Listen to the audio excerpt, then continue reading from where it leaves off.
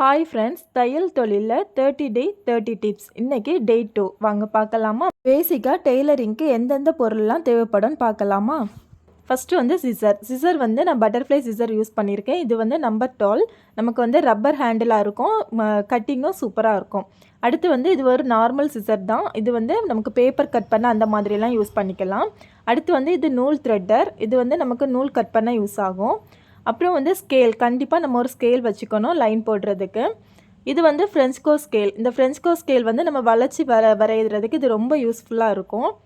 அடுத்து வந்து நம்ம நார்மலாக த்ரெட்டு, அப்புறம் பாபின் கேஸ், இது எல்லாமே நமக்கு நார்மலாக தேவைப்படும். அடுத்து வந்து நம்ம மார்க் பண்ணுறதுக்கு சாக்கு, அப்புறம் வந்து மிஷின் ஊசி. இது வந்து மிஷின் ஊசி. அடுத்து அந்த பாக்ஸில் இருக்கிறது குண்டூசி மாதிரி இருக்கும். அது வந்து நமக்கு 2 துணி தைக்கும் போதோ இல்லைன்னா வந்து கட் பண்ணும்போதோ நமக்கு அந்த துணி வந்து விலகாமல் இருக்கிறதுக்காக பின் பண்ணி வைக்கிறது. அடுத்து வந்து டெய்லரிங் டேப்பு. இவ்வளோ தான் நமக்கு பேசிக்காக தேவைப்படக்கூடிய பொருள். அடுத்த டிப்ஸ் வந்து நம்ம டே 3ல் பார்க்கலாம். பாய்.